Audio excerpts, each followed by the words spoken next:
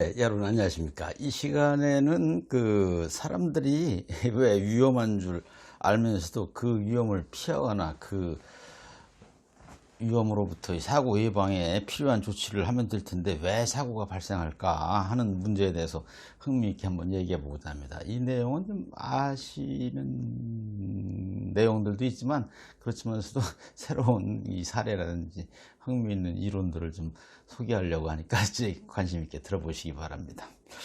우선 이제 그 안전이라는 게 무엇을 말할까에 대해서 좀 생각해 볼 필요가 있습니다. 이제 안전이라고 하면 일반적으로 이야기하기를 이제 이 다치지 않는 것, 이 산업 안전적으로 얘기해 보자면 이제 그 일터에서 일하거나 일할 때 이제 사고를 당하지 않거나 직업으로 인해서 이제 질병을 얻지 않는 것.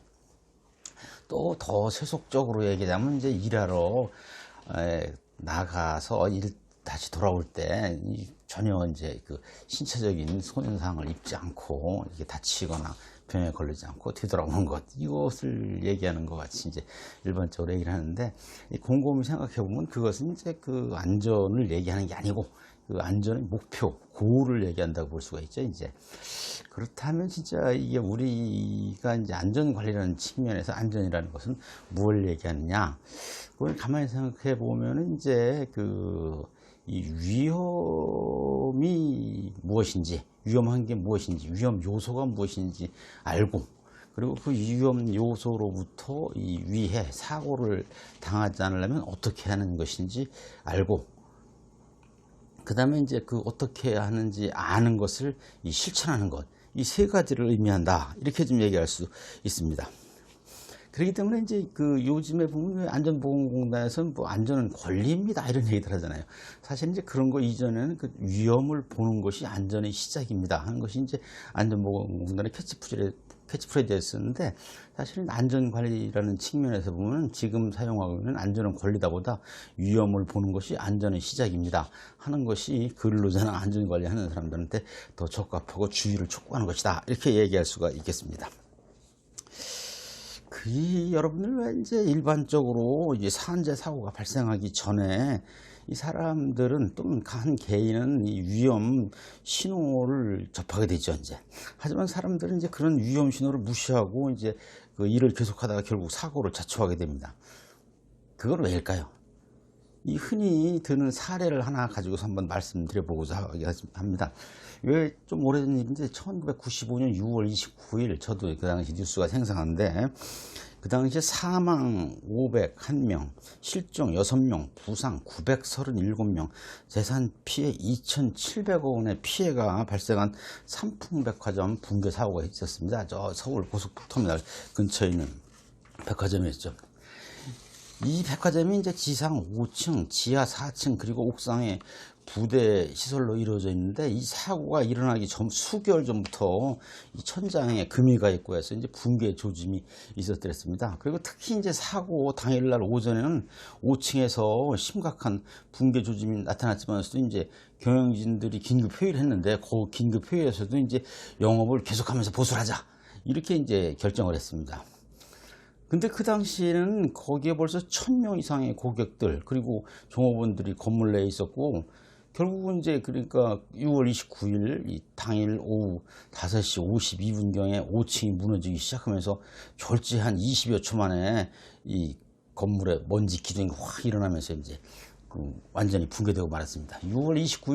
95년 6월 29일이 특히 이제 왜 의미가 있는가 하면 이제 웃으면서 할 얘기는 아닌데, 여러분들 기억하시겠지만 우리나라의 이제 최초의 민선 지방자치단체장이 선출돼서 이제 그 직무를 하기 시작한 게 1995년 7월 1일이었습니다. 그래서 이제 그 전에는 이제 관선 마지막 시장이 이제 그 전에 이제 안전 관련하는 이제 노동부 장관을 역임했던 최아무개 씨가 이제 서울시장으로 관선시장 마지막에 있었고, 이제 초대 민선시장이 이제 조우순 민선시장이 뽑혀서 이제 일을 하게 되는 그런 막 전환기적인 시점이어서, 사실은 이제 시장 말하자면 이제 그 사고에 대해서 총괄적으로 이제 그 책임을 지거나 또는 수습을 할 서울특별시장이 실질적으로 이제 없는 상태로 했었기 때문에 굉장히 기억에 지금 남습니다. 이게 사람들이 사고가 발생하기 전에 나타내 보이는 대표적인 이 심리 상태 중에 하나가 여러 가지 이제 재난이나 사고에 대한 여러 가지 예고들 있잖아요. 징후, 경고. 이런 것들에 대해서 이제 굉장히 그런 위험 요인에 대해서 과소평가하게 되는 게 사람들의 심리 상태입니다. 이런 것을 이제 안전 불감증이라고 하죠. 이제 안전 불감증은 특정한 사람들 또는 특정한 부류의 사람들에게 나타나는 것이 아니고 일반적으로 있는 이제 자연스러운 현상입니다. 그거는 왜 그럴까요? 왜냐면 일반적으로 이제 사람들은 위험이 요소가 있는 곳에서 일을 하거나 활동을 하거나 살 수가 없기 때문에 자기가 일하고 있거나 또는 살고 있는 곳에 위험 신호가 있다 하더라도 그런 위험 요소가 오는데 조금이라도 막연한 요소가 있다든지 모호한 요소가 있다든지 그런 경우에는 그걸 빌미로 이제 무의식적으로 그걸 위험 신호가 아니고 정상적인 건가 보다로 해석하는 경향이 있습니다. 특히 이제 집단을 이루어 생활할 경우에 또는 일을 하는 경우에 그런 현상이 더 나타납니다. 이 사람들은 이제 이 소위 만장일치를 의식해서 대안적인 행동 또는 대안적인 발언을 억누르는 소위 그룹 띵킹, 그러니까 집단 사고라고 하죠. 이제 이 집단 사고라고 하는 이제 심리 기제가 개입하게 됩니다. 즉 이제 관련된 사람들 전부가 기이하게도 이제 같은 현상으로 생각하고 행동하게 되는 것이죠.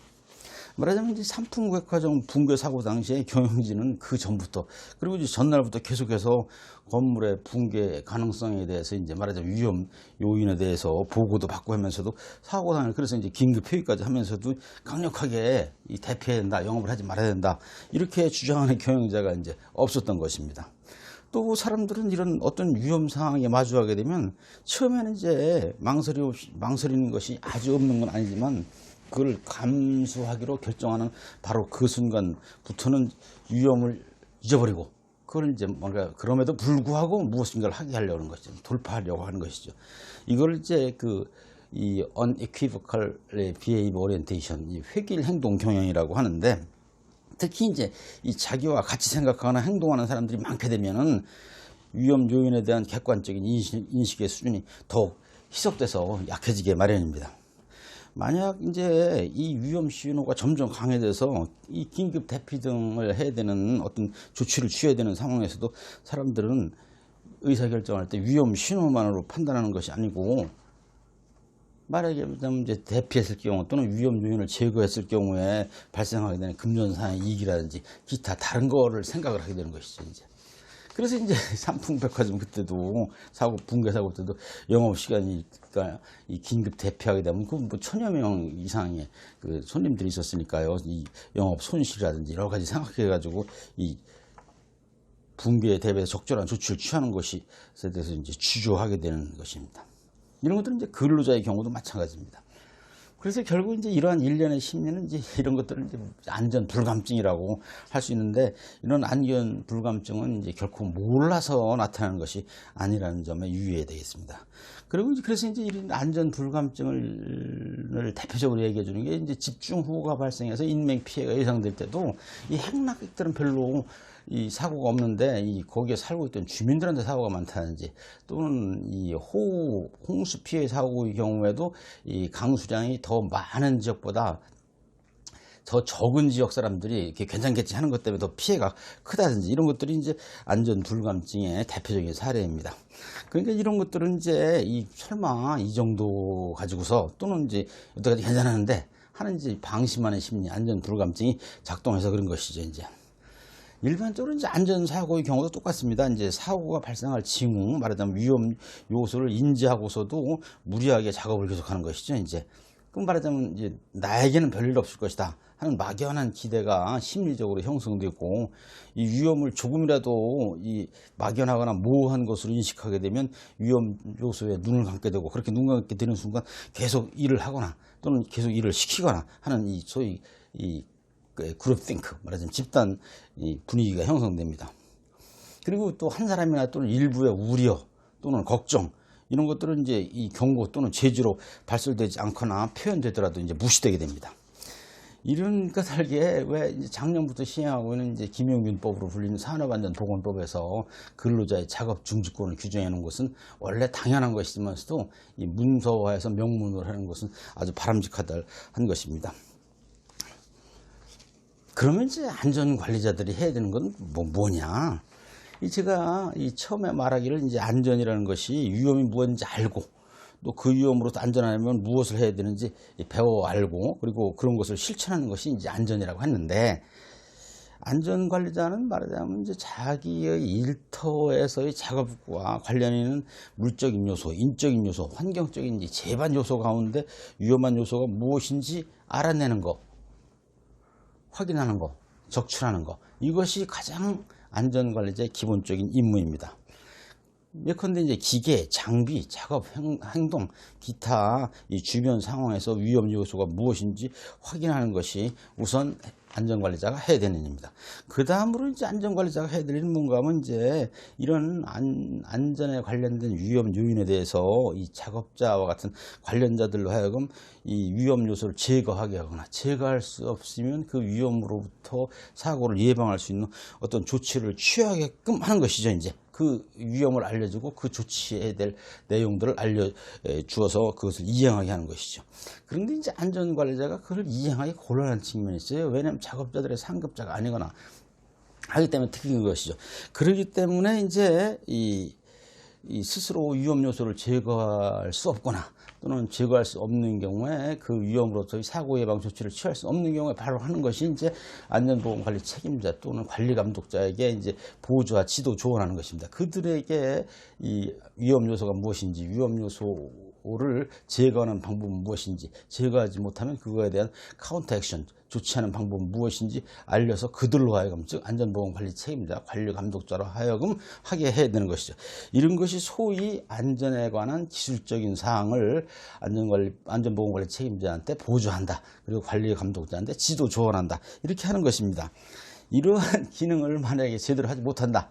소위 안전공학과 출신의 안전관리자가 제대로 못한다. 이렇게 되면 굉장히 회사 내에서 그 안전관리자의 지위라든지 대우라든지 권한이 굉장히 축소되거나 무시되게 됩니다. 왜냐하면 이 기계 사고를 났을 때는 안전공학과 출신이 기계공학과 출신한테 밀리게 되고, 이 페트로케미칼 회사 화공 안전 분야에선 이 관련 사고가 나거나 또는 관련 위험 요소가 있을 때 이 안전공학과 출신이 화공과 출신한테 밀리게 되고, 이 전기 사고의 경우에 전기과 출신한테 안전공학과 출신이 밀리게 되는 것입니다. 그렇기 때문에 안전관리자가 해야 될 이 중요한 임무가 무엇인지를 왜 그 안전 심리적인 측면에서, 안전 불감증 측면에서 무엇을 해야 되는지, 안전의 정의가 무엇인지를 확실하게 알 필요가 있습니다.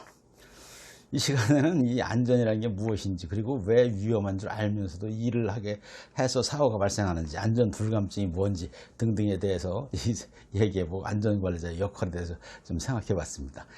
흥미 있었나 모르겠습니다. 감사합니다.